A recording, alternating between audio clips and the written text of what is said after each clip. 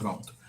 Bom, gente, sejam bem-vindos, boa noite para todo mundo, sejam bem-vindos à nossa terceira aula, né, do curso de Design Editorial para Revisores. Hoje a gente vai tratar, né, dessas três noções, leitura, legibilidade e leitorabilidade. A gente trouxe várias coisas super interessantes aqui para a gente começar a pensar em tipografia, que é o grosso das próximas aulas. Então, aula que vem a gente fala sobre microtipografia, né? E na aula seguinte a gente fala sobre layout, macrotipografia, enfim. Então, algumas coisas que a gente vai ver aqui, a gente vai ver de novo nas outras aulas em detalhes mais técnicos, mas a gente já começa a entrar, a fazer essa entrada aqui em tipografia, tá? Mas antes de falar de tipografia, vamos falar de leitura, né?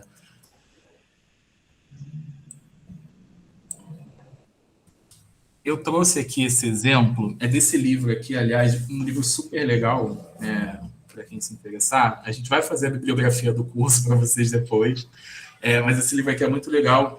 Enquanto você lê, do Gerald Unger, está escrito aí no pezinho do slide. E aqui a gente está falando de algo chamado movimentos sacádicos, né? Então, como que a gente lê um texto, né? Acho que... Oi? Acho que foi por engano, né? Acho que sim.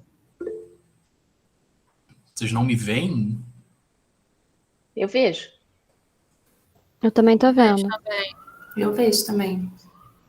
Deve ser... Não, deve ser só coisa de layout da sala. Visualização. Só mexer aí no layout, ver se vocês conseguem que meu vídeo apareça. Mas, enfim, voltando aqui. Então, aqui a gente está falando sobre como a leitura acontece. E aí, existem vários esquemas assim de como isso funciona. Esse é um deles. Os dois próximos slides também tem outros esquemas para a gente entender como é que a leitura funciona. E aqui, nesse aqui, a gente está falando de movimentos sacádicos. Então, vai ser sempre nesses termos, né, que a gente vai ver aqui. Então, a gente tem um ponto de foco aqui, deixa eu usar o laser para isso, que eu acho legal. Então, aqui a gente tem uma letra que não está muito em foco, aqui a gente tem a letra que está em foco, junto com as outras, né, que também são lidas, e aí a gente tem esse movimento aqui, pulando para o próximo grupo de letras, né, que vão ser lidas enquanto a gente está, enfim, passando os olhos por um texto.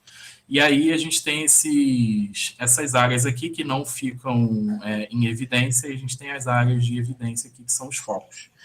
Para a gente entender um pouco mais disso, aí tem um segundo exemplo aqui, que é desse livrinho aqui, o detalhe na tipografia. O meu tá todo surrado, né? Não julguem, mas é porque, enfim, ele é todo branco e eu li bastante, mexi, grifei muito esse livro, então ele tá todo marcado. Mas a gente tem esse segundo exemplo aí, que é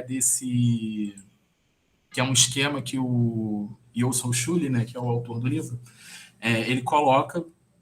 E aí o texto diz o seguinte, né? Os círculos significam fixações em que o olho se detém e vê com exatidão. Linhas retas entre os círculos indicam as sacadas, saltos para frente, e os arcos, as sacadas regressivas, saltos para trás. Então, o que ele está dizendo é isso aqui, ó. Aquilo que eu acabei de comentar com vocês. A gente tem uma área de foco aqui. Então, isso aqui a gente está focando, e disso aqui a gente faz uma sacada, e aí depreende aqui o que está no meio, né? E vai daí fazendo a leitura do texto, e aqui a gente tem outra área de foco, e assim vai seguindo, e aqui a gente tem as regressivas, né? Então, vocês já devem estar acostumados com isso, de voltar o tempo todo na leitura, é super natural. E aqui a gente tem as sacadas regressivas que acontecem nessa regularidade aqui. Então, também é outro jeito de a gente ver esse processo de leitura. E aí um terceiro jeito é esse aqui, que eu acho super interessante, que é desse livro. Hoje eu vou mostrar livros da roda aqui. É desse livro aqui, ó, Entre Parágrafos, do Cyril Highsmith. Ele é todo, vocês veem que ele é todo diferentão, né? Então ele é deitado assim, quando você abre ele vira uma coisa gigante. E aí ele traz esse esquema aí no livro, né? Que diz o que a gente está vendo, mas em outros termos, né? Então ele fala aí, na área de foco, e aí a gente tem os círculos aí, né? Quem lançou esse livro aqui, Iris, é Estereográfica, editora Estereográfica. Eu acho que eles são de Brasília. Bem legal. Eles têm um foco em publicações de design. E aí, o Cyrus diz o seguinte, né? Na área de foco, né, nossos olhos captam a palavra que estão lendo, e aí eu vou usar o ponteiro aqui para fazer isso. Então, nessa área aqui, que é a área de foco, eles captam a palavra. Claro que aqui a gente tem uma área de foco com 4 letras, mas a área de foco, como a gente acabou de ver no anterior, pode ter menos letras ou pode estar no meio de uma palavra, enfim, não necessariamente vai englobar uma palavra inteira. Então, nossos olhos captam a palavra que estão lendo, depois seguem adiante para terem uma ideia do início da próxima palavra. Então, vocês veem aqui, ó, aquele primeiro esquema, né, com aqueles degradês, é mais ou menos como isso funciona. Então, aqui a gente tem uma área de foco, aqui a gente tem essa ideia, né, que ele colocou, ter uma ideia do início da próxima palavra, então esse aqui não está tanto em evidência, e aqui a gente tem outra área, né, que entra em evidência e diz o seguinte, vão mais adiante ainda para estimar o comprimento da palavra seguinte.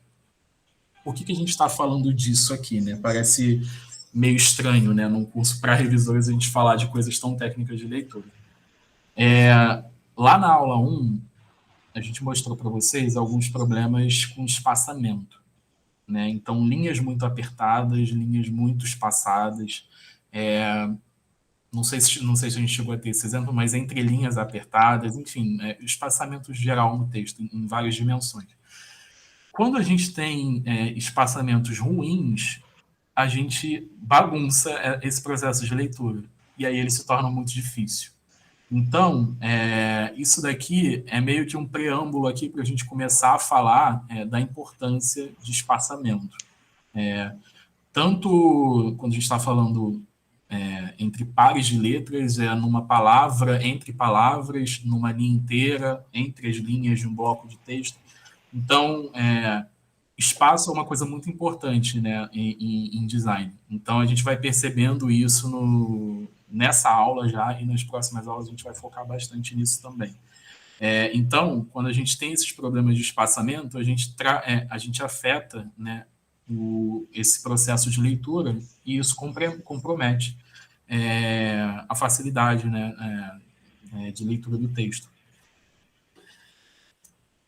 E aí, precisamos de um voluntário. Alguém se habilita? Andréia. Andréia, tá ótimo. Andréia, eu vou passar o slide aqui e eu preciso que você leia o que está escrito, tá? Ok. Calma aí, deixa eu me encontrar aqui. Dá para me escutar bem? Sim. Dá sim. Beleza. Tá, eu vou passar o próximo slide. E aí você começa a ler, tá? Foi. Sem dúvida, você é capaz de ler e entender este texto com letras trocadas e palavras faltando. Isso porque, de acordo com o cérebro, enxerga as palavras como um bloco de imagens com pesquisas. Ali em cima era pesquisas. Isso, era pesquisas, tá? Imagino que vocês já tenham passado por visto esses textos embaralhados, enfim, já tenham se deparado com isso na vida de vocês. É algo bem comum de a gente ver por aí esses testes de leitura de redes sociais. Mas isso diz justamente, né? E isso é algo que o Saio vai falar aqui também. que a gente lê palavras como imagens, né? A gente não reconhece elas soletrando rapidamente, a gente tem uma imagem da palavra na cabeça, a gente identifica, né, nesses movimentos de leitura partes delas, e aí a gente já consegue entender. Nesse texto embaralhado que vocês acabaram de ver, acabaram não, porque ele ainda está projetado, a única coisa aqui que está certa é a letra inicial e a letra final das palavras, exceto nas palavras de 2 letras ou de 3 letras, que aí não tem o que embaralhar, né? Mas as únicas letras que estão na posição certa são a primeira e a última. E aí, com essa configuração, a gente já consegue identificar e ler, né, como a André acabou de ler, e leu numa velocidade bem boa, né?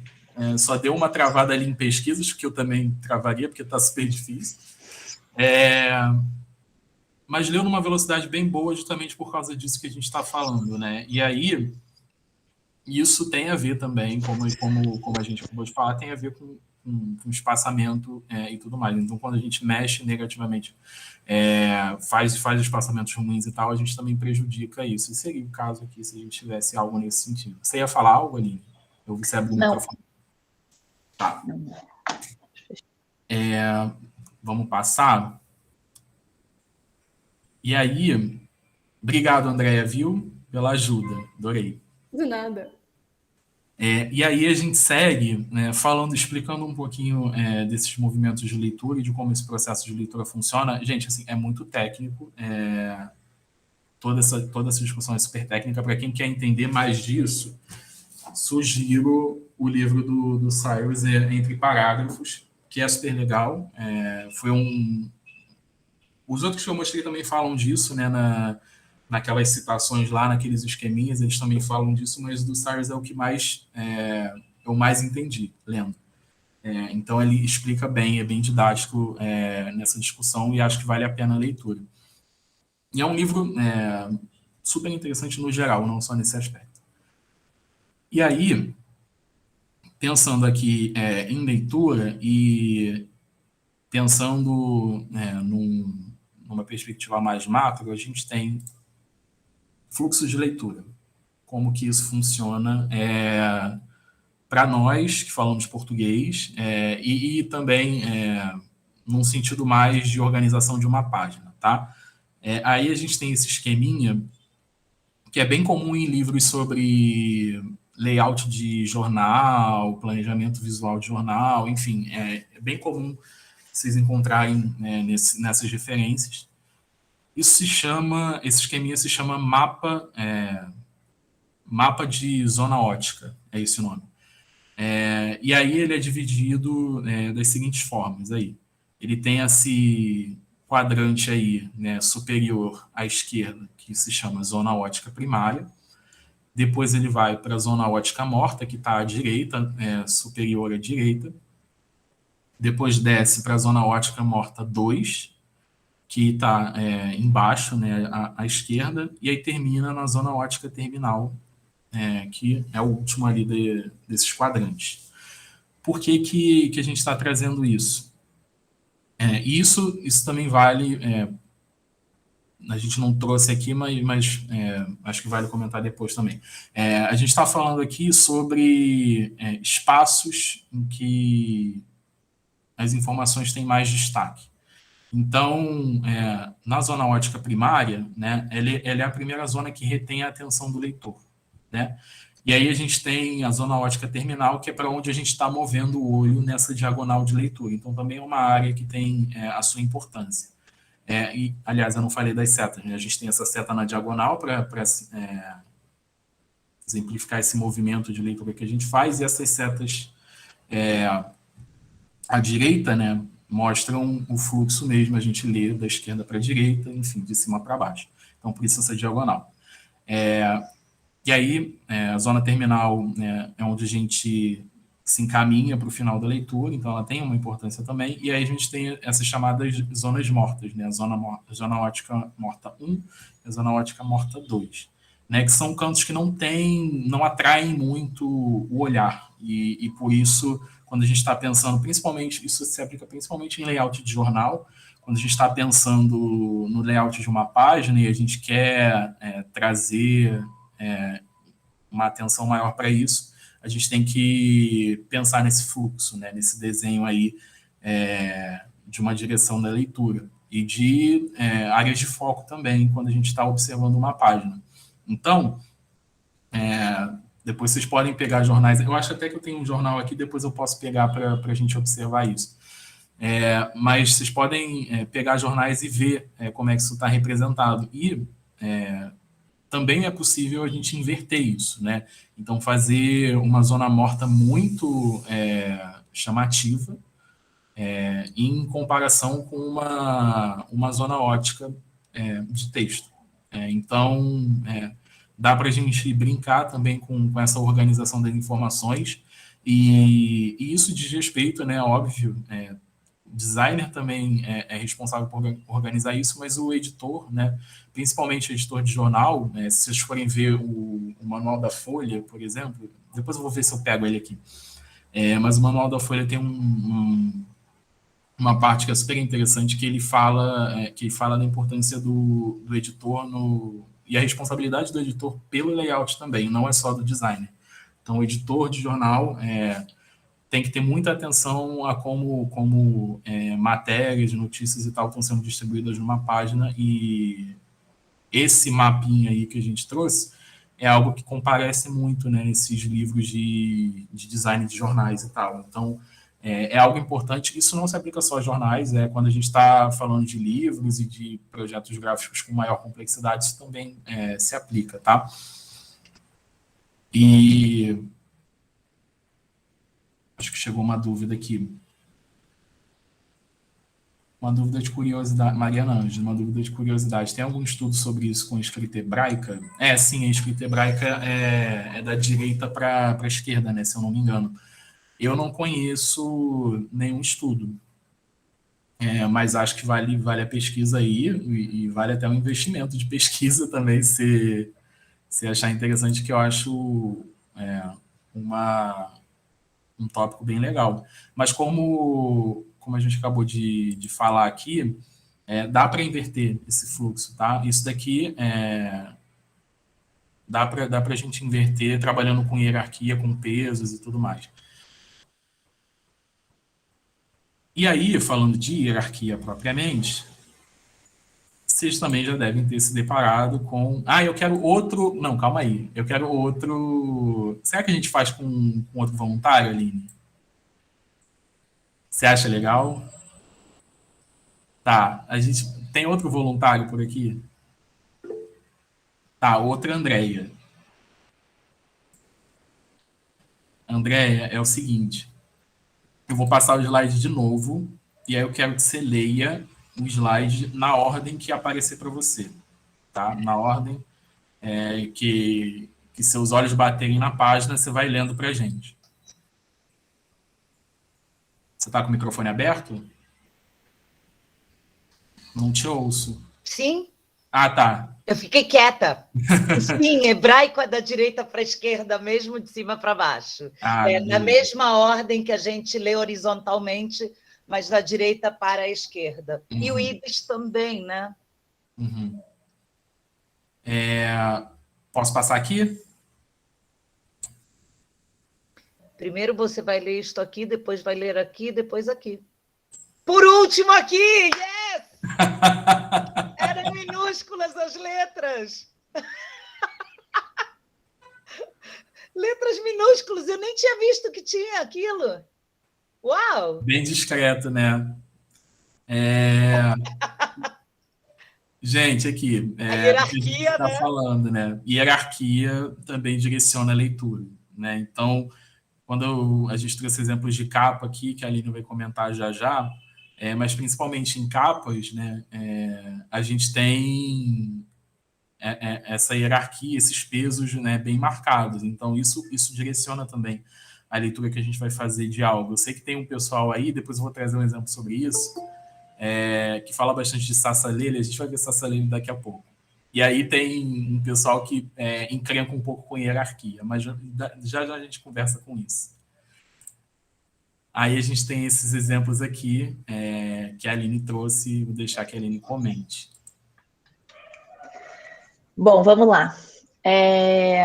Essa questão da direção do olhar, né, induzir a leitura, não induzir, mas assim, dar importância àquilo que você quer que o leitor tenha a primeira impressão, é muito, enfim, sempre um desafio, né, para o designer, porque a gente precisa ter muito clara essa noção da importância, e o editor, nesse caso, ele é fundamental, porque a gente conversa muito isso nos workshops de design editorial, porque nesse caso, né, que a gente está vendo aqui, do Helena Quer Voar, o título do livro é o mais importante. Então, ele caminha junto com a ilustração, mas o título é o mais importante. E em seguida, né, as autoras, tanto de texto como de ilustração.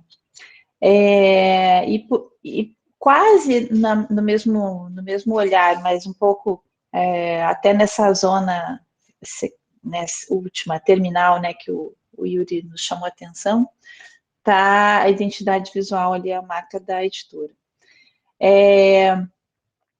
Num livro que a gente tenha só essas informações, numa capa que a gente tenha só essas informações, é até mais fácil, né? Assim, mesmo tendo essa questão, né, de onde colocar, desse cuidado que a gente precisa ter, o peso da tipografia, né? Enfim, para também não tirar a importância da ilustração, enfim. É fácil de organizar, porque afinal de contas não são tantas informações, né? São autores, o título e o logo da editora. Muitas vezes, né, a gente recebe né, o designer recebe a incumbência de fazer uma capa de um super autor, né? Sei lá, um Rubem Fonseca. E aí a hierarquia ela se modifica um pouco, porque não é o título que é o vendedor da capa do livro, né? É o autor. Então, a hierarquia, ela se desloca na medida que esse autor, enfim, como outros também, né? Dei só um exemplo. Mas muitas vezes é o autor que vai receber esse privilégio, né, da hierarquia. Então, muitas vezes a orientação que a gente tem é bem essa, assim, olha, o título é importante, porém, quem vai vender essa capa, né, quem vai vender esse livro é o autor. Então, é nele que a gente tem que focar. Então, também é um cuidado que a gente precisa ter na hora, o trabalho junto com o editor é importante por isso, né, porque é ele que vai, enfim, imprimir essa importância, né, que ele vai, enfim, te ajudar a perceber, né, onde você tem que focar mais mesmo o olhar do leitor. Vou passar para o próximo aqui. Então, nem tudo são flores no universo do design. Às vezes aparece uma rabeira, né, onde a gente tem desafios, assim, além de algumas imposições, né, feitas pelo próprio autor do livro, né, enfim, que podem complicar bastante a nossa vida. Nesse caso desse livro, né, que foi, assim, imaginem, né, 68ª edição. Esse livro, eu fiz a capa original dele, que não era nessa combinação esfuziante de cores. Foi em 2000, eu acho, que a gente fez a primeira edição desse livro, ou 99, uma coisa assim. A editora Campos, que depois foi adquirida por essa editora Eusebia, era uma editora pequena, enfim, e eles tiveram, assim, é que nem o Paulo Rocco com Harry Potter, né, tipo, acertaram na loteria. Fizeram a tradução desse livro do Robert Kiyosaki para o Brasil, e foi assim o livro que eles mais venderam na história, né, da editora. Foi, sim, deu super certo, enfim, foram mais de 30 livros desse autor, né, que a gente fez a capa, só que assim, a gente fez a primeira capa, não foi uma adaptação, foi uma criação, ela era diferente, o fundo era bem clarinho, e a coisa mais importante desse livro, né, é o título, Pai Rico, Pai Pobre. O nome do autor está bastante, assim, discreto, é o que vale mesmo, até porque ninguém conhecia ele aqui no Brasil. Então, o foco principal era no nome, no título do livro, e o subtítulo que explicava, né, do que se tratava isso, é o que os ricos ensinam aos seus filhos sobre dinheiro. Foi um dos primeiros livros no Brasil sobre educação financeira, né, que hoje a gente fala muito, né, tem até escolas que têm esse foco, né, em educação financeira para as crianças, né, saberem lidar com dinheiro. Mas esse foi um dos primeiros livros, se não o primeiro, assim, de grande alcance, né, no Brasil. E aí, enfim, a gente fez a capa, não tinha nem essa coisa aqui, né, esse splash que a gente chama, mais de 2 milhões de exemplares vendidos no Brasil e tal. Ó, tem um fofinho ali no vídeo. Não tinha essa informação, esse negócio não havia. O livro foi um assombro, vendeu muitos milhares de exemplares. O Robert Kiyosaki veio para o Brasil na Bienal do Livro, né, lançar o livro aqui, enfim, isso foi no ano seguinte, uma coisa assim. Veio lançar o livro, fez um sucesso tremendo. Há alguns anos, a gente fez mais 3 capas que foram adaptadas da minha original, e aí, depois a editora do Robert Kiyosaki, né, que ele, no exterior, a editora que edita é dele, fez uma exigência que a gente usasse as cores institucionais que eles usaram no exterior para publicar esse livro. Exatamente. Ficou riquíssimo, bilionário. Aí eles exigiram que a gente usasse essas cores, né? Esse fúcsia, esse roxo, sei lá, essa cor surreal no fundo, e esse dourado, amarelo dourado enfim, eram as cores deles. Imagine isso, o editor, né, me chamou, terrível, tadinho. O editor me chamou assim, sem saber o que fazer. Eu falei assim, olha, a situação é essa, a gente vai ter que mudar as cores, exótico, a gente vai ter que mudar as cores para essa combinação. Para eles foi a morte, porque era a última cor que eles usavam, era o roxo, né? Era uma editora que a diretoria toda todos eles eram judeus e eles não toleravam a cor roxa. Mas você veja, eles não usavam isso. É horrível, sim, é medonha. E aí, imagina eu, né? Minha capa era toda clara, tranquila, né? Surreal. Aí eu falei, gente, mas como é que eu vou fazer isso, né? Entrei numa crise e eles, enfim, não tinha jeito. Eu falei assim, olha, se você não fizer, outra pessoa vai ter que fazer. Porque a capa era minha, né? Eu tinha, sei lá, eram muitos livros. Eu falei, tá, tudo bem, eu faço, mas aí eu tiro a minha assinatura da capa. Foi a minha negociação com eles. E aí foi, né? Enfim, ficou esse negócio aí. E aí, assim, o que a dificuldade que a gente enfrenta, né? Pois foi uma negociação. Assim, a dificuldade que a gente enfrenta nesse caso, nesse tipo de livros que trazem muitas informações na capa, é justamente nessa coisa do foco, porque aí você fica embatucado nesse negócio, assim, bom, a importância é tal coisa, a sequência de importância de leitura é essa.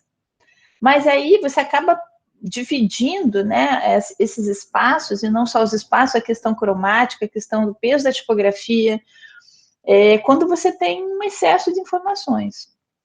E isso é muito comum nesse tipo de livro, né, livros mais técnicos, livros textos, né, livros universitários, que são adotados, né, por universidades.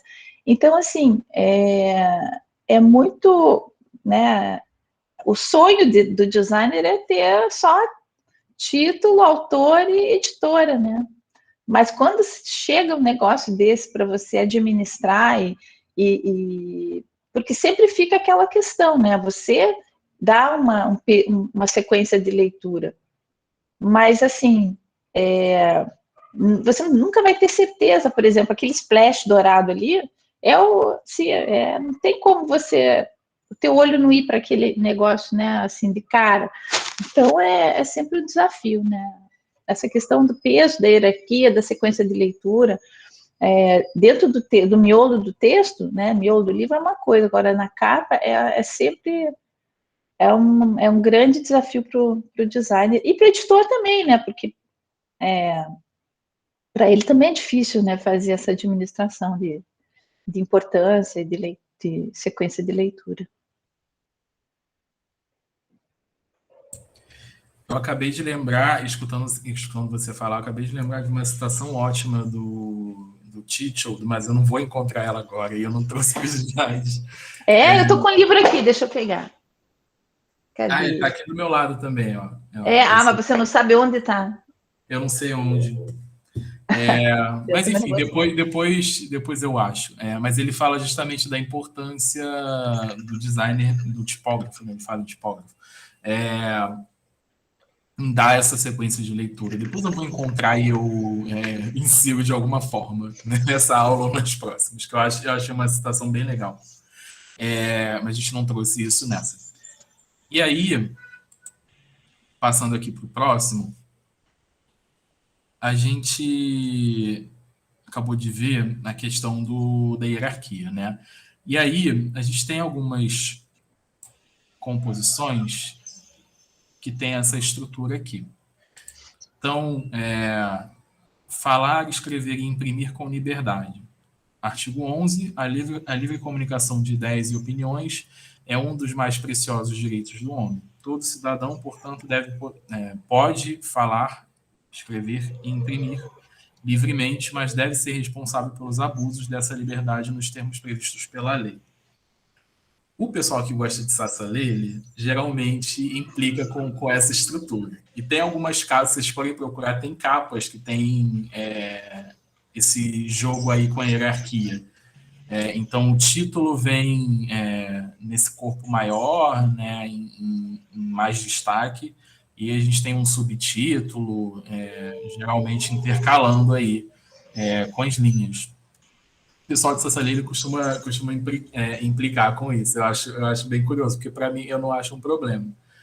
Aliás, esse exemplo eu tirei desse livro aqui, ó, Manual dos Tipos de John Kane. Também há mais um aí para vocês anotarem.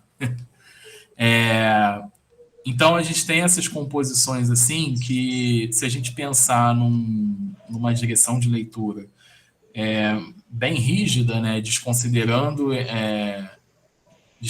essas questões de destaque, dá para dizer que realmente confunde a leitura. Você pode ler artigo 11, falar, livre comunicação de ideias e opiniões, escrever e, enfim, dá para ler assim. Já vou entrar em Sassalele, Mauro. Imagino, né, que o pessoal não deve estar entendendo, já deve ter jogado no Google para ver o que é, mas a gente já vai falar.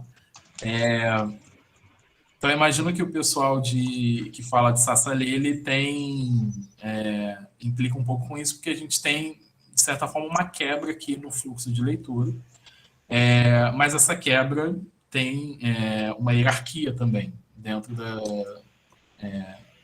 na composição que organiza isso, né? Então, assim, não é uma questão fechada, para mim não é um problema, mas imagino que para outras pessoas seja, enfim. É só uma questão aqui para a gente pensar em introduzir realmente, propriamente, os Sassaleles. Vamos lá.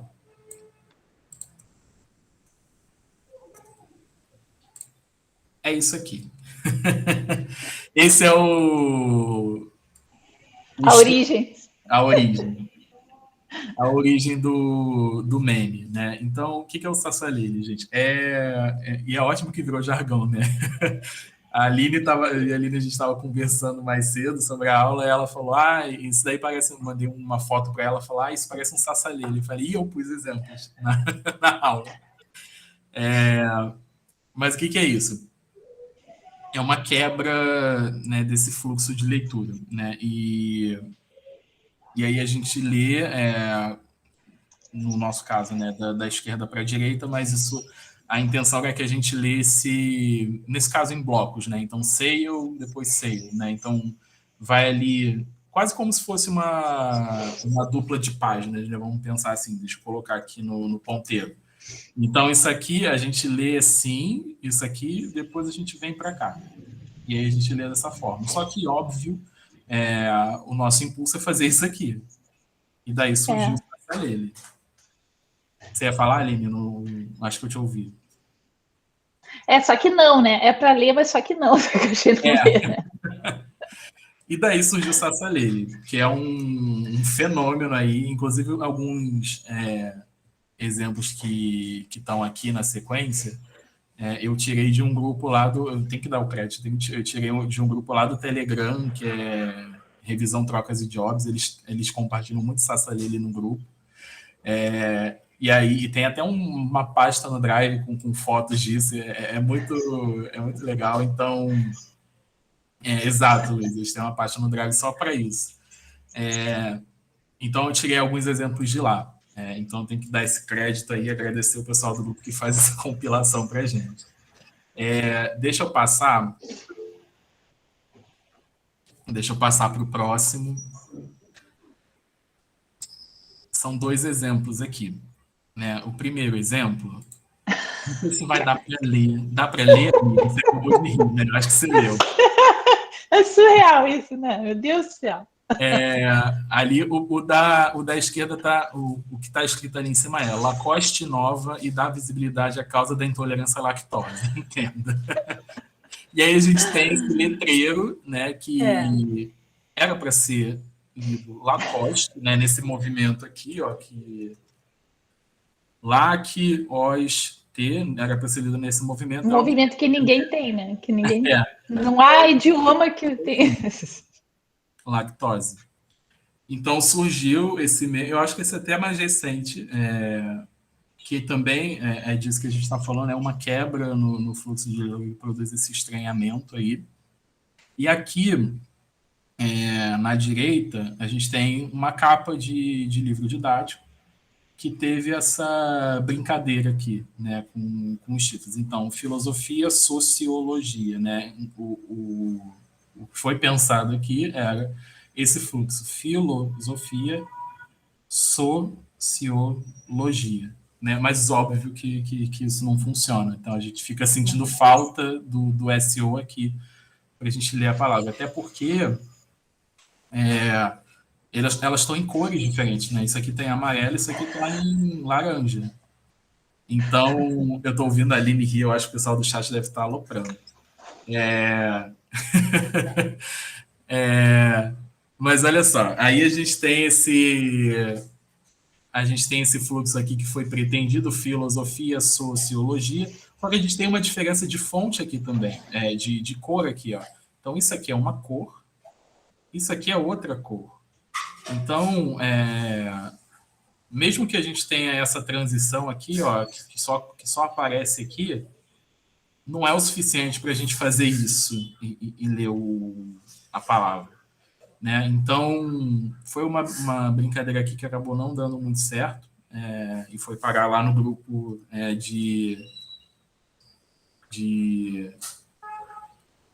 do Telegram. O que vocês estão falando? Eu estou curioso, mas eu não vou parar para ler, senão a gente vai desandar a aula. Mas depois eu volto para ler.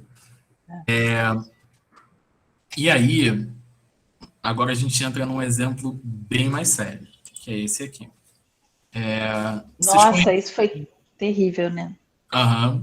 Vocês conhecem, não sei se vocês já viram na Netflix, mas tem uma série chamada Abstract. Quem conhece, escreve aí, para a gente saber. E aí, essa série é muito boa. Aliás, eles têm 3 episódios que são legais, assim, isso, Abstract, The Art of Design. Eles têm 3 episódios que eu gosto muito, eu não vi todos, eu vi alguns, assim, os que eu lembro de cabeça são o de ilustração, que é super interessante, o de design tipográfico, que também é bem legal, E esse daqui é um exemplo que apareceu no episódio de design gráfico, que foi justamente com a autora desse texto aqui, ó, a Paula Scher, né, que é uma designer estadunidense. E aí, ela está falando aqui, isso aqui é uma cédula de votação, tá? O famoso voto impresso, e um grande exemplo do que o voto impresso, contra o voto impresso aqui na aula. O que acontece aqui nessa cédula? Como é que ela funciona? Vamos lá. Tá tudo em inglês aqui, mas eu tenho a minha colinha aqui traduzida e eu vou explicando para você. Então, essa cédula aqui, ela é da eleição de Palm Beach, lá nos Estados Unidos, no ano de 2001. E como é que ela funciona? A gente tem aqui uma coluna, esses daqui são os candidatos, aí aqui tem um headerzinho, né, eleições para presidente e vice-presidente, enfim. E aqui são os candidatos. Essa lista, ela foi dividida em 2 colunas. Então, aqui a gente tem uma coluna de candidatos, aqui a gente tem a continuação da lista, que termina aqui. E aí, o que acontece? Por que foi feita essa organização aqui? E a Paula explica isso lá no episódio de design gráfico. Essa região de Palm Beach é uma região com uma população idosa muito alta. E se a gente mantivesse essa lista na vertical, então toda ela aqui nessa sequência aqui, a gente teria que diminuir o tamanho da fonte. E aí as pessoas idosas lá da região teriam dificuldade para ler e identificar o nome aqui. Vocês veem que isso aqui teria que diminuir consideravelmente, o nome já diminuiria também, enfim. As pessoas teriam dificuldade de ler isso aqui. Então, a designer que fez essa cédula optou por essa distribuição aqui, em colunas.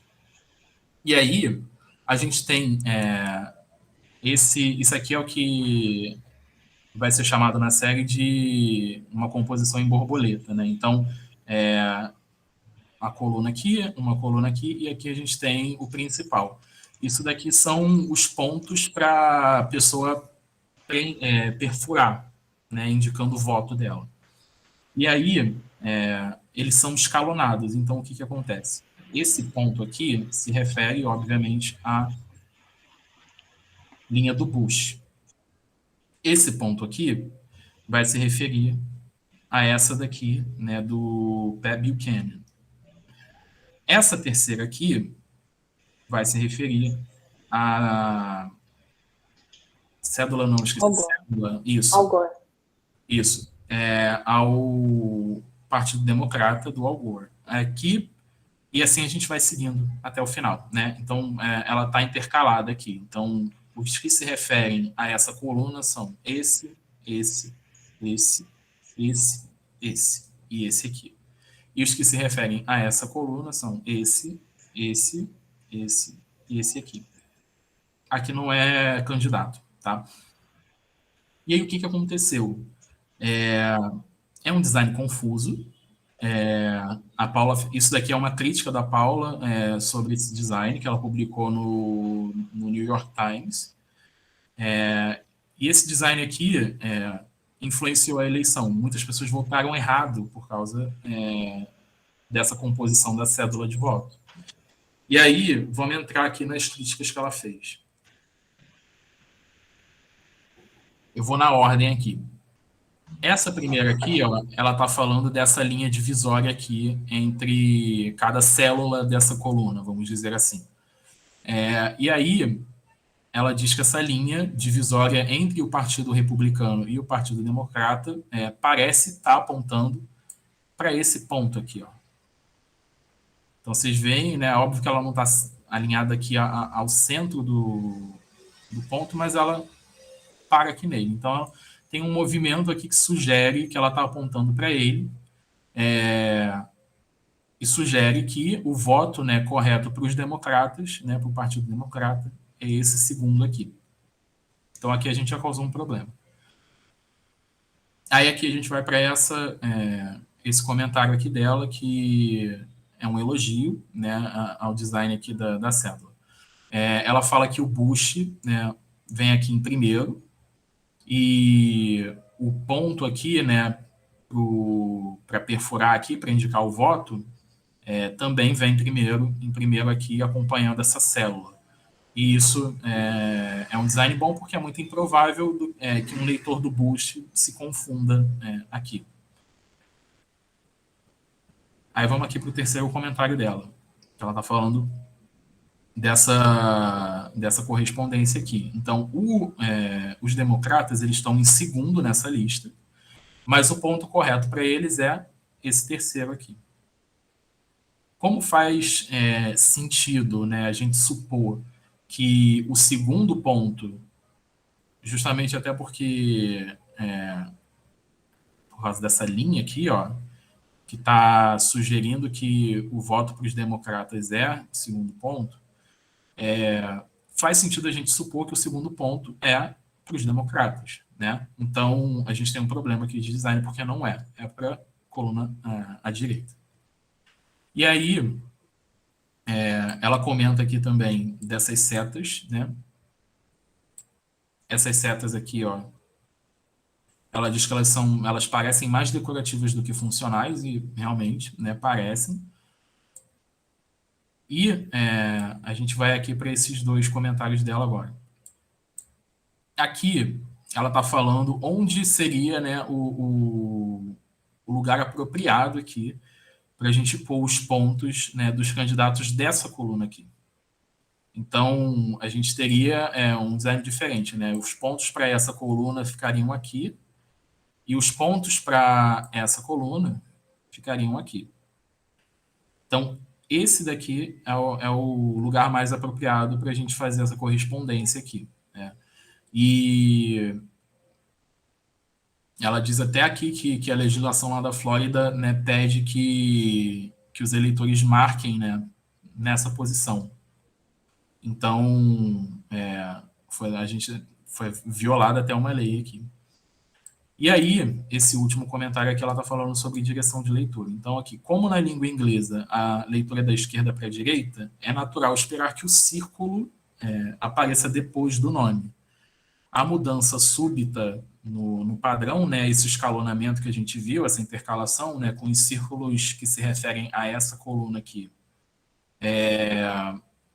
à esquerda dela, confundiu, né, os leitores. Então, e ela vai até comentar isso, né, esse candidato aqui, ele era antissemita.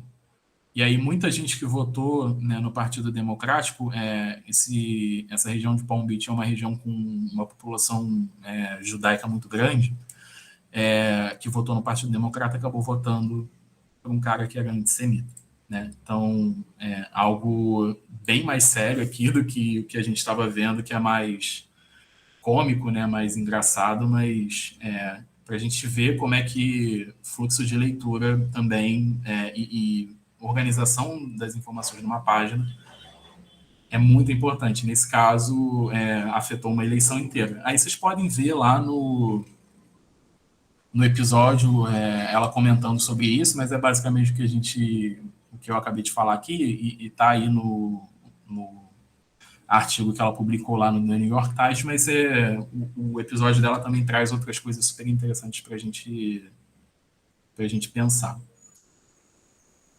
Posso seguir aqui, Aline?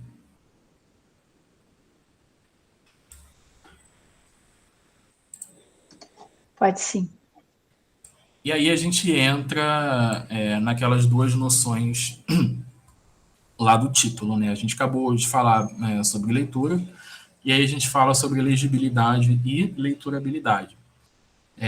Legibilidade é essa capacidade de a gente reconhecer e distinguir um tipo, uma letra, né, em relação a outros, né? E ela é determinada por vários fatores que a gente vai começar a ver na aula seguinte. Então, altura X, textura, contraste e tal. Acho que tem até um exemplo aí de contraste que a Aline trouxe, para a gente ver daqui a pouquinho. Mas isso a gente vai começar a ver mais propriamente na aula que vem. Então, esse conceito de legibilidade, ele está, se a gente pensar lá na primeira aula, lembram daquela divisão lá e até no programa do curso, né, aquela divisão que a Cristina Yamazaki propôs de microtipografia, macrotipografia, que também a gente colocou aqui no programa do curso. A legibilidade diz respeito mais à microtipografia, né? Porque a gente está falando dessa capacidade mesmo de identificar um tipo, uma letra. E aí a leiturabilidade, a gente está falando de uma perspectiva mais macro. Então, né, ela diz respeito à facilidade de um bloco de texto ser compreendido graficamente. Não só graficamente, né? Daqui a pouquinho a gente vai trazer uma citação aqui do Titchell, que ele fala um pouco além disso. E aí envolve espaçamentos, né, dos vários que a gente já comentou, entrelinha, entre outros fatores, características que a gente vai ver mais propriamente nas próximas aulas, tá? Então, a gente tem essa perspectiva aí, né, de uma legibilidade ser algo mais no detalhe e a leiturabilidade ser algo mais macro, né? E aí, a Aline trouxe esse texto aqui, esse exemplo aqui, vou pedir que você comente, Aline. O Charlon faz uma observação aqui, acho que é legal depois a gente considerar esse comentário que ele fez, que é interessante aqui, em relação a pessoas com dislexia, né? A atenção, como é que essa questão da legibilidade, ela é fundamental, né? As pessoas, eu ia falar um pouco disso, não em relação às pessoas com dislexia, mas como o problema do espaciamento mal feito, ele não só atrapalha o leitor, mas o revisor também, né? Porque, assim, eu assim, cansei enfim, tem livros, às vezes, que eu observo, né, que tem problemas de espaciamento entre linhas, principalmente, que com muitos erros de revisão, que passam, né, erros que passam na revisão. Então, eu acho que isso é uma questão que é um livro mal diagramado, com uma entrelinha, por exemplo, inadequada, tanto pequena demais como grande demais, ela atrapalha, inclusive, a revisão, porque o revisor ele tem que prestar muito mais atenção, né, quando você tem um espaço mal dimensionado do que quando ele está no espaço adequado, né, porque um outro tipógrafo, né, designer tipógrafo que estuda muito essa questão do espaciamento, que é obviamente eu não vou lembrar o nome dele agora, que ele fala da importância, né, do espaço em branco, para você perceber justamente essa né, a forma tanto das palavras como dos grupos de palavras e das linhas, né, que você precisa do espaço. Então, quando esse espaço é mal dimensionado, justamente o problema acontece.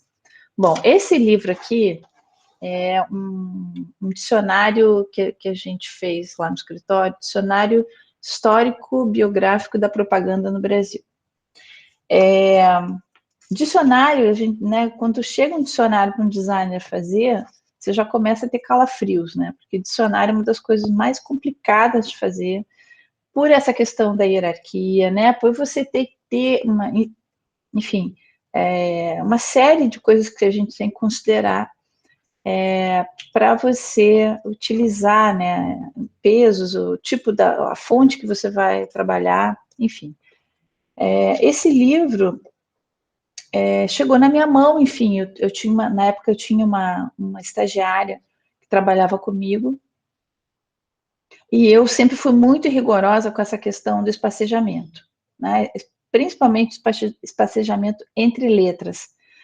Eu tenho uma regra, né, que assim, quem trabalha comigo, assim, junto comigo, uma das primeiras coisas foi assim, olha, a gente usa, né, a entrelinha, né, o tracking da letra, enfim, sem apertar e sem abrir, nem abrir, né, ou o tracking zero ali, né, enfim, é o tracking daquela tipografia, ela foi desenhada dessa forma, Então, não, a gente não aperta, assim, a não ser que seja, assim, um caso de vida ou morte, né, que teve uma viúva, uma linha órfã que não teve o que fazer, mas, assim, a gente realmente, eu não gosto de apertar, porque é o primeiro passo para você rasgar o texto. Isso, obrigada, Yuri. É o espaço entre as letras, né? Então, no momento em que você...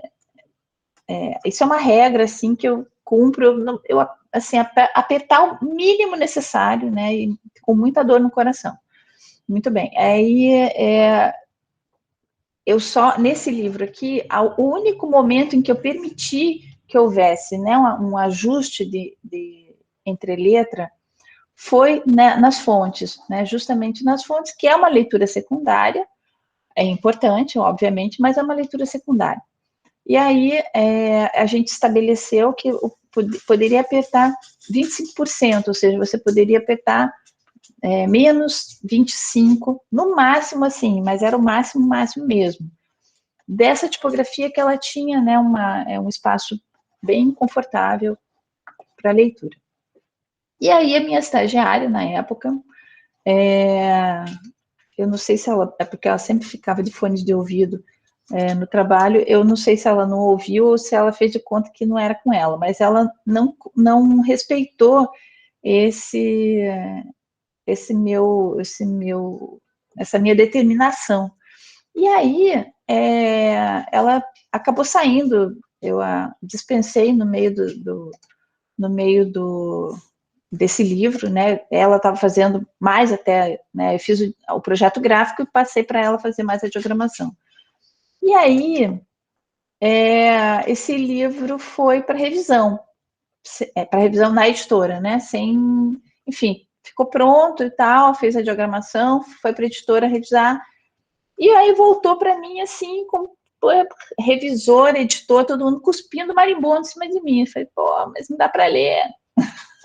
Tá tudo apertado, tá horrível isso, não sei o quê, mas achei. E eu, né, fui ver o arquivo, como é que estava, e aí tinha esse tipo de coisa, né, que aconteceu, assim, tinha um excesso de aperto, né, nesse tracking, de, assim, muito, tipo, 60%, né, 40%, uma coisa, assim, muito surreal, muito, muito, muito, tipo, o máximo que eu permiti era menos 20, 25, e estava assim, menos 40, menos 60, menos 65. Quer dizer, as letras uma subindo em cima da outra, né? Então, aqui, né, eu fiz questão de, né, guardar isso, de exemplo do que não se pode fazer. E eu fiquei transtornada, porque eu tive que praticamente diagramar o livro inteiro, eu tive que olhar todas um livro de, sei lá, um dicionário imenso, grande, de muitas páginas. Eu tive que mexer nele inteiro, e aí atrasou, e aí a editora ficou, enfim, foi muito mal, queimou muito totalmente, assim, meu filme com essa editora, e é uma editora que eu atendi, assim, há anos, e foi, assim, uma grande decepção para mim, porque realmente, assim, isso não pode acontecer, né? Quando você tem um fluxo de trabalho, né? Primeiro que você tem que ter isso muito claro, que isso aqui não é uma coisa qualquer, né? Não é como é que a gente vai falar? Uma coisa desimportante, né? Isso aqui é a coisa fundamental para você, né? Que está fazendo um livro. Você só pode pensar no leitor, você tem que pensar no leitor, você não pode simplesmente pensar, tem que caber nesse espaço de alguma forma, então eu vou dar um jeito disso caber, não pode ser assim. Né? Então, a questão da importância, né, de você perceber o quanto você tem que se colocar no lugar do leitor para você considerar esses detalhes é fundamental. Então, esse livro me deixou muito traumatizada. É muito triste, porque realmente foi uma coisa assim surreal que aconteceu na minha mão, né? Quer dizer, não fui eu que fiz, mas eu era responsável e passou por mim, que nem passa na revisão. Eu falei, caramba, como é que passou isso na revisão? Né? Então não pode acontecer. Eu achei incrível isso que você comentou, porque realmente não tinha clicado para mim essa coisa de um texto mal diagramado ser ruim até para revisão, né? Sim. Talvez aí aquelas perguntas clássicas, né? Como é que um livro sai com erro? Como é que isso acontece? Talvez uma das respostas esteja aí. E aí eu pensei, eu lembrei aqui, ó, eu vou trazer de novo esse livro do Highsmith. Eu vou parar de compartilhar a tela só para vocês verem com mais nitidez o que eu vou mostrar desse livro. Aí podem clicar aqui no pin aqui para minha tela ficar em destaque, enfim. Aí, isso que a Aline estava falando de a gente ter uma linha muito espaçada, pouco espaçada, e como se interfere na leitura, ele ilustrou isso. Então, aqui tem 2 exemplos de linhas, e aqui vocês vão perceber, entre esses retângulos brancos aqui são as linhas de texto. Então, aqui a gente tem uma linha com a entrelinha, um bloco de texto com a entrelinha muito alta. Aberta. Muito aberta. E aí, esses brancos aqui chamam mais atenção do que as próprias linhas de texto. E aí a gente vai interferindo, vai atrapalhando a leitura dessa forma. É difícil da pessoa, principalmente se for uma linha de texto muito longa, né? É difícil da pessoa localizar a próxima linha. Então a gente tem uma dificuldade aqui que tem a ver com entrelinha. E aqui tem a ver com entrelinha também, mas aqui é uma entrelinha muito apertada. Então vocês veem aqui, em comparação com essa daqui, que tem espaço sobrando, né? Essa daqui não tem espaço nenhum, praticamente. A gente só tem os espaços entre as palavras. E aí, para ler isso daqui, também é uma dificuldade extra, né? Porque as coisas, as ascendentes das letras, as descendentes estão se tocando, as letras estão entrando lá no espaço do glifo, que é algo que a gente vai ver na aula que vem, umas das outras. Então, aqui a gente também tem um problema para a leitura, que interfere bastante, né? Pensando nessa questão do revisor, para quem é da área, já acho que certamente já essa frase do revisor como um leitor profissional, isso certamente interfere também na nossa prática. Então, algo bem legal, um insight que eu adorei aqui dessa aula. Posso voltar para os slides, Aline? Sim, tem a Mayra está fazendo uma observação aqui sobre aquele comentário do Shalom. Eu não sei se a gente entra nos comentários ou se a gente vê isso depois. O que você acha? Acho que pode ver depois, no final. Tá. Vamos voltar aqui, então.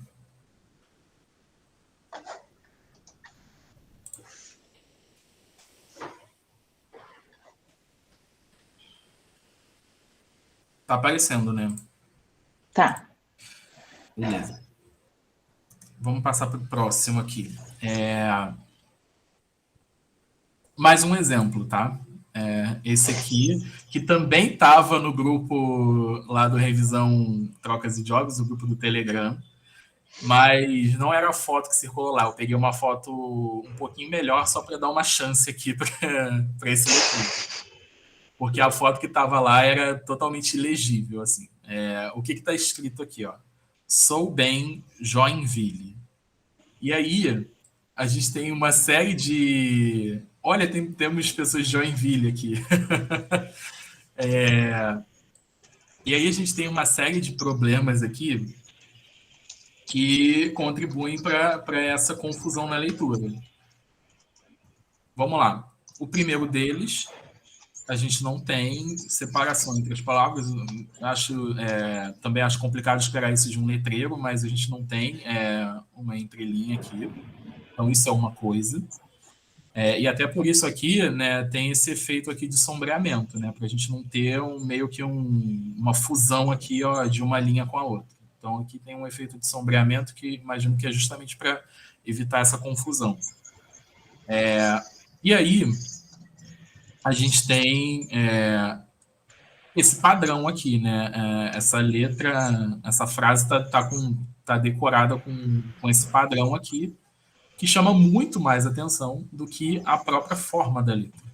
Então, Eu mesmo, quando eu bati o olho aqui, eu estava mais preocupado em fechar aqui essas formas, em completar aqui os pedaços que estão faltando, do que ler mesmo o que está escrito.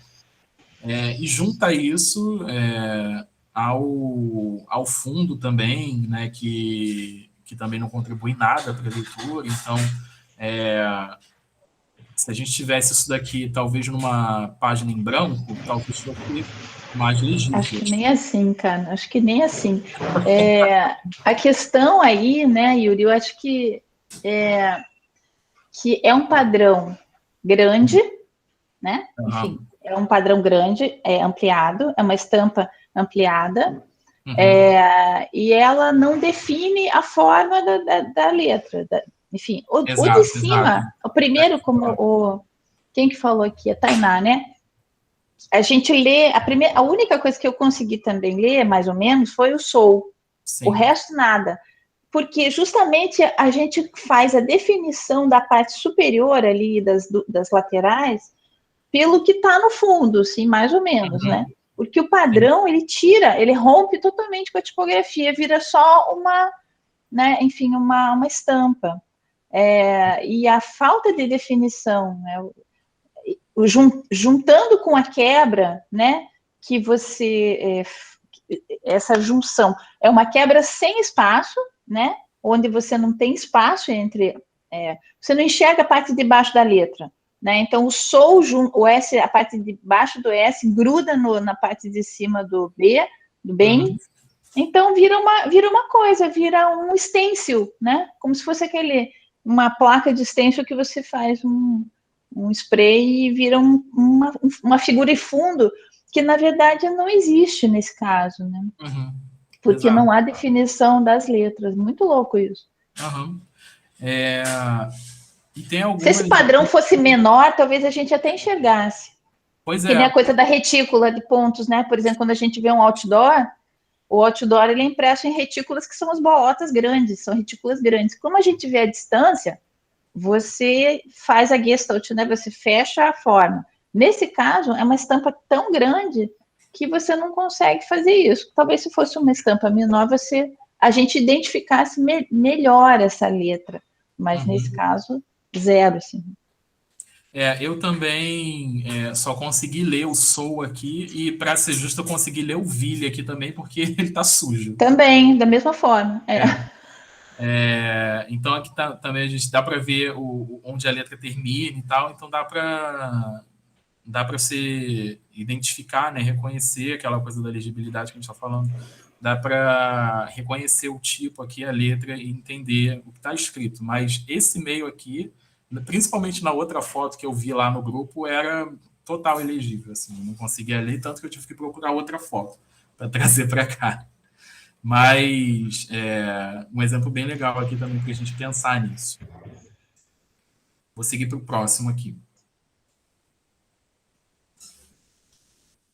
Vai lá, Aline. Bom, então, falando nessa questão do espacejamento, né, é justamente isso que eu estava falando nos alguns slides, né, aliás, não, quando você mostrou o livro. O espacejamento entre linhas, por exemplo, ele não é só a entrelinha pequena que atrapalha. A entrelinha grande demais também atrapalha, né? Justamente isso, porque você perde o fluxo da leitura, você não vai para a linha seguinte, né? Você vai, mas você, enfim, você se perde ali no espaço em branco que chama muita atenção. Então, esse exercício, né, que eu fazia sempre com os meus alunos no workshop de design editorial, é mais ou menos quando a gente está fazendo, né, um projeto gráfico do miolo de um livro, a grande preocupação é essa, né? Qual a tipografia escolher?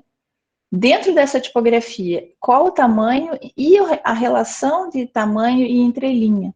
Porque, assim, teoricamente, né, o que a gente lê e tal, é que o espacejamento entre linhas não ideal, mas o mínimo, né, que você precisa ter é de 2 pontos acima do corpo de texto, né? Então, por exemplo, se eu estou trabalhando com o tamanho, né, com corpo 11, o ideal é que eu tenha uma entrelinha 13, né? Enfim, que seja 2 pontos acima enfim, do corpo da letra. E aí, de propósito, né, eu fiz para demonstrar isso um pouco, eu fiz essa demonstração com esse pequeno parágrafo, né? Então, no primeiro, né, o Yuri, onde é que pega aquele negócio que você, a pontinha? Sou só eu, porque... É só você. Então tá. Esse primeiro mas aqui. Tá, eu vou apontando aqui, me diz que eu tenho que apontar. Esse onde está mínimo regular 11/12, né? Quer dizer que esse parágrafo está composto na tipografia Minion, no formato regular, ou seja, redondo, né? Sem nenhum peso, nem acima nem abaixo do peso no regular dela. Corpo 11 sobre entrelinha 12, né? Tá só um ponto acima de entrelinha. A gente percebe, né, que é quase a entrelinha de corpo, né, que a gente chama, que é quando você teria 11 sobre 11, né, e onde as descendentes e as ascendentes ficariam justapostas, não sobrepostas, mas justapostas, né, encostadinho uma na outra. Mas eu acho até que aqui tá tocando, ó, porque eu tô vendo aqui, ó, esse G aqui, ó, com o pingo do I, ó. Muito perto. Com certeza, porque é muito, muito próximo, né?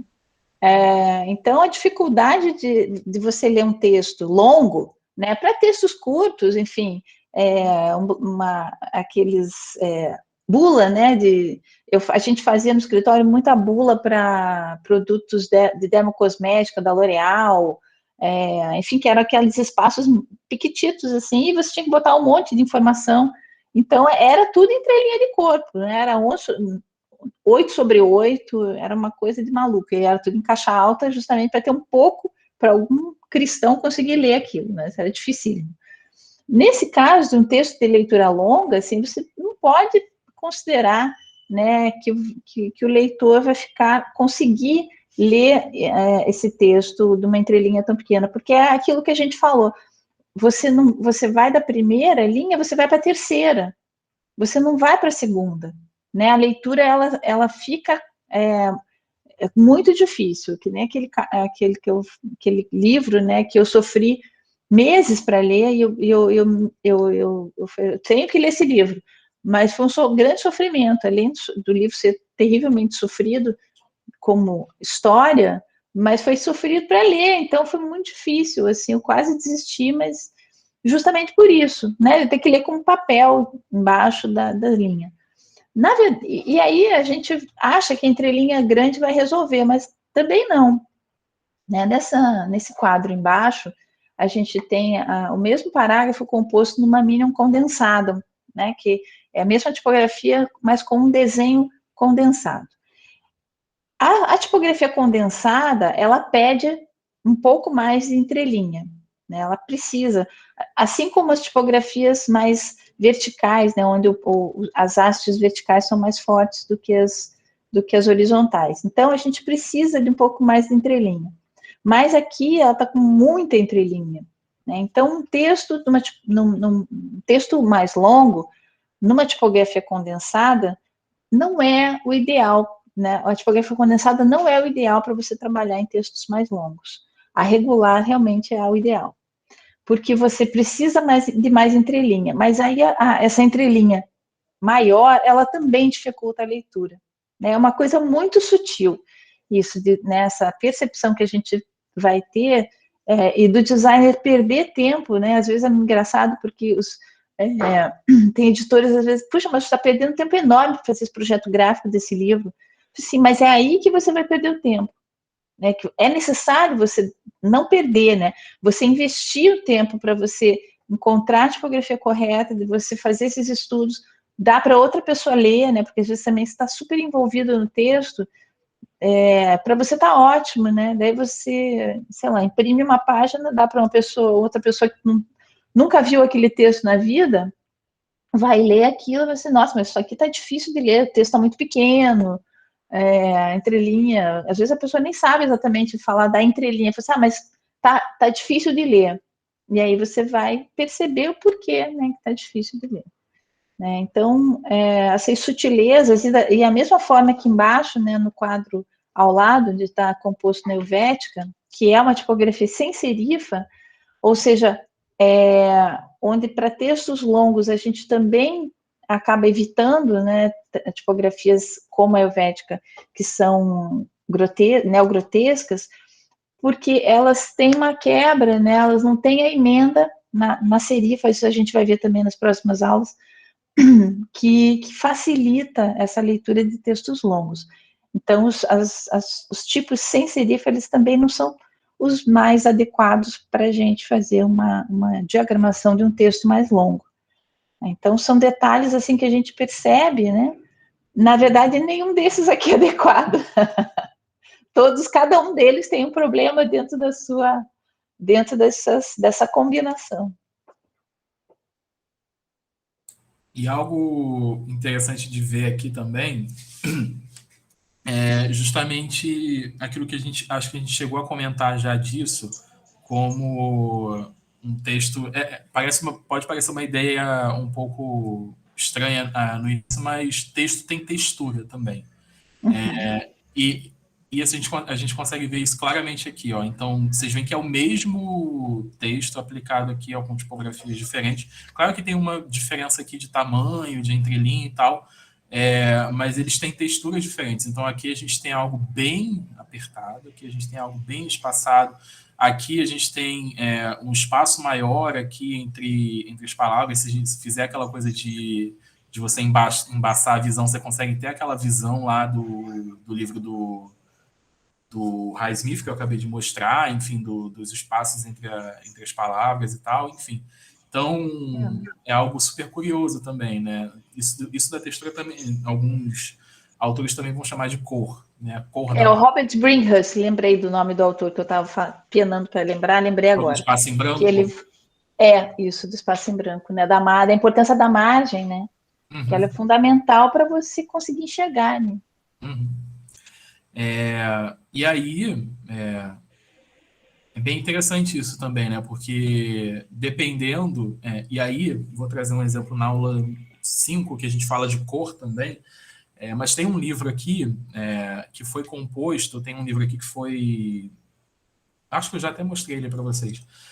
Mas ele foi composto ele tem páginas em cor, né? Eu esqueci o termo técnico para isso, mas a página é preta e o texto é branco. E a escolha da tipografia para essa composição, né, o texto branco sobre uma página preta, não foi a melhor, assim, na minha opinião. Olha eu criticando um livro de design, mas vou ter essa ousadia aqui. Mas depois a gente pode conversar melhor sobre ela. Mas aí a gente tem uma página preta que tem um tipo que é muito fino. E aí, como ele é branco, ele meio que se perde, assim, na página. É óbvio que dá para ler, mas não é uma leitura ideal, assim. Então, agradável, né? Não é uma leitura muito agradável. Então, tem disso também, né, que a gente está falando. O quanto de cor, né, que o bloco de texto vai produzir sobre a página. Mas isso a gente aprofunda nas próximas. E aí, mais um exemplo aqui que eu acho fantástico.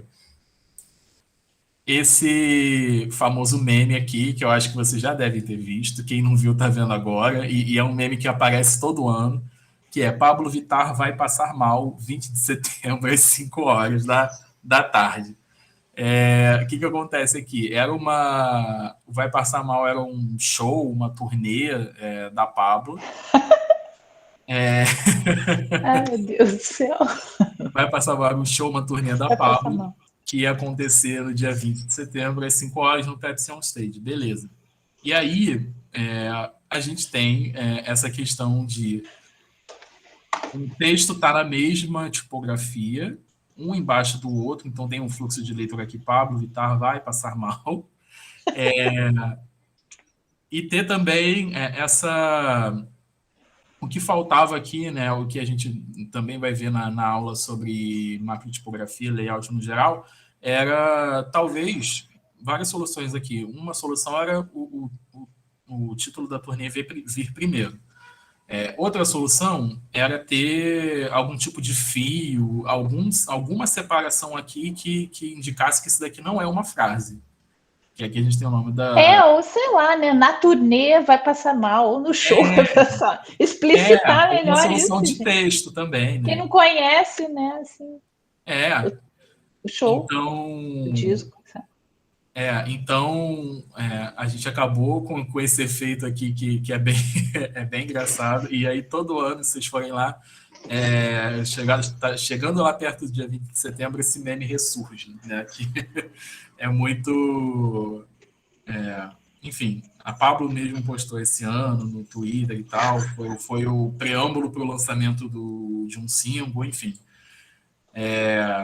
Mais uma questão aqui de leitura que a gente está vendo.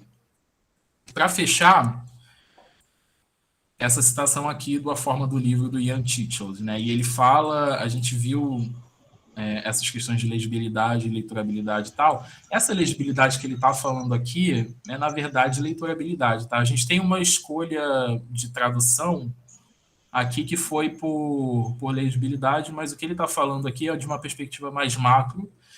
Então ele está falando de leitorabilidade. E aí ele coloca o seguinte: decifrabilidade e legibilidade ideal se opõem, né? A boa legibilidade resulta da combinação de um texto adequado. Então, lembram daquela definição inicial? Ele está trazendo mais um componente aqui. Para a gente ter uma boa legibilidade, a gente tem que ter um bom texto também. Não depende só da composição.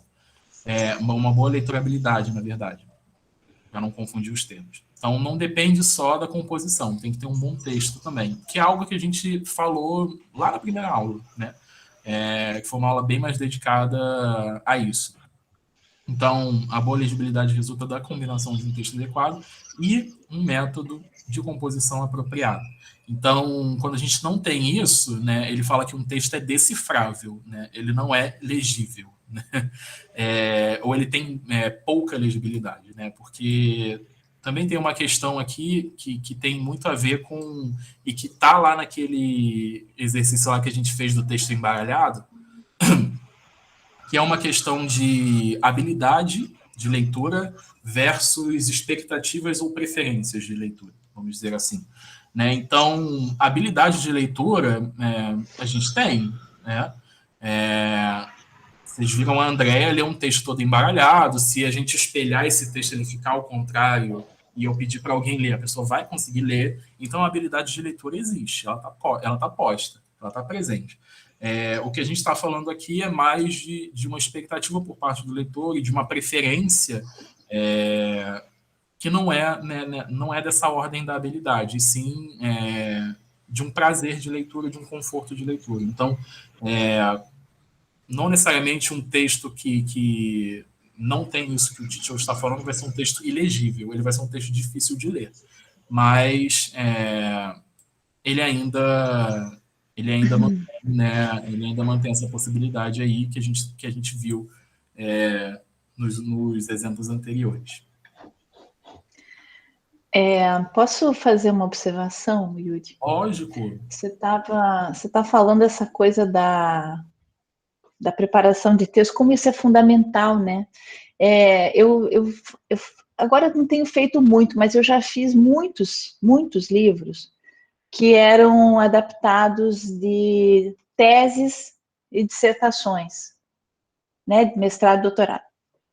Mas, assim, às vezes de editoras muito pequenas ou editoras universitárias que não tiveram o cuidado de fazer, não é nem uma questão de revisão, é de preparação mesmo, de ter, porque assim, quando você faz uma dissertação, uma tese, eu sei, porque quando a minha dissertação de mestrado se transformou num livro, e não sei se a Michelle está aí hoje, mas a Michelle Paiva foi uma das revisoras, mas ele assim, eu tive que reescrever o livro inteiro, tanto que ele levou, sei lá, a gente ficou 3 anos trabalhando em cima do livro, para ele se transformar num livro, foram 3 anos. Porque, né, é uma coisa assim, ela tá aí, querida.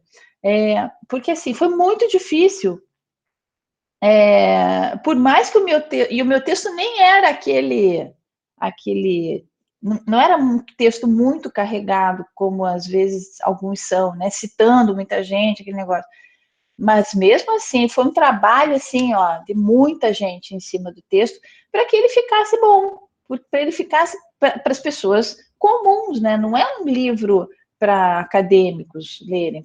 O acadêmico vai ler minha dissertação, que é imensa, está lá na PUC para o cara quebrar a cabeça e ler lá, completa. Então, o livro, essa adaptação, né, ela tem que ter uma preparação. E eu tive uma sorte enorme, assim, o pessoal que fez a preparação de texto, né, e os revisores do meu livro foram excelentes, assim, porque justamente trabalharam nessa coisa, até a sequência de palavras, assim, né, inverter, às vezes é uma inversão ali, um trabalho justamente para ele ter essa fluidez.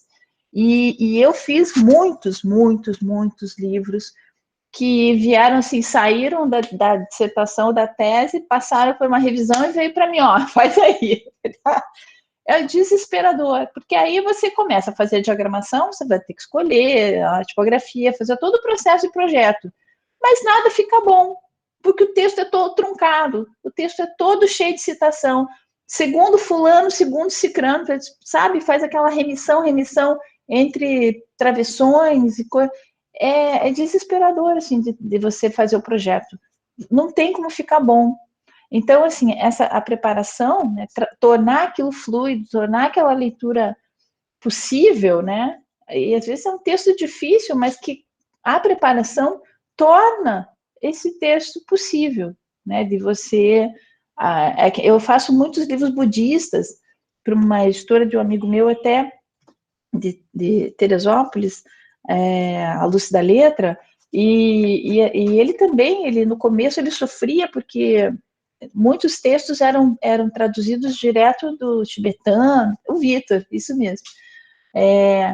E aí ele sofria porque a tradução, né, quando chegava na revisão, né, a revisor ficava doido, assim, porque não tinha como aquilo ficar bom, né, ficava aquele texto truncado, aquele negócio... e aí o revisor sofria, tinha que trabalhar assim, muito em cima do texto para que ficasse bom, né? E agora os últimos, enfim, já há alguns anos, ele conseguiu chegar numa equipe muito boa, tanto de tradutores como de preparador de texto. Então os livros o texto está fluido, está bacana, né, para trabalhar. Mas esses que são adaptados direto de dissertação é desesperador. Por isso, pela falta, né, de ter essa preparação carinhosa do texto, né, de você tornar aquilo pensando no leitor, né, não é pensando, vou publicar o livro e pronto. Você tem que pensar que aquele livro precisa ser lido. Qual o sentido, né? Para quem se interessa por isso, aqui, ó, mais uma indicação. Da Tese ao Livro, é um livro especificamente sobre isso. Sobre essa transição de trabalho acadêmico para livro. Deixa eu só... Tá. Da Tese ao Livro, Guia para Autores e Editores, Silvia Nogueira, Jorge Warley. Depois eu escrevo aqui no chat. E aí eu vi uma pergunta aqui, enquanto você estava falando, Aline, da Andressa, que eu acho que tem uma resposta muito inesperada. A Andressa perguntou o seguinte: vocês têm um exemplo de texto com espaçamento que contribui para a leitura? E, Andressa, assim, o que muitos livros vão falar é que quando o design não chama atenção para si mesmo, você tem um bom exemplo. Então, quando você está lendo um livro que você não a tipografia, a composição não interfere na sua leitura, você tem ali um bom exemplo de diagramação, de espaçamento, enfim. Mas a gente vai trazer nas próximas aulas, enfim, aí a gente vai mostrando para vocês como isso se parece, mas é uma resposta meio inesperada, né? Quando a gente tem um bom exemplo, a gente não percebe que é um bom exemplo, porque ele passa realmente imperceptível. quando o design se torna invisível, né? Assim, no sentido de não chamar a atenção. O objetivo, o Richard Handel, acho que ele fala exatamente isso, né? Da forma do livro. Quando você não percebe e né, a sua leitura flui, esse livro é incrível, assim, muito, muito bom. E aí, quando o design se torna invisível, é porque você chegou onde você precisa, né? E é um desafio enorme. Bom, a gente fechou por aqui. Essa foi uma aula mais curtinha mesmo, porque senão a gente ia entrar em muitas questões técnicas que já são mais das próximas aulas. Vou parar a gravação por aqui. E aí, a aula não termina aqui. Se vocês tiverem dúvidas, vão mandando aí, mas a gente encerra a gravação por aqui.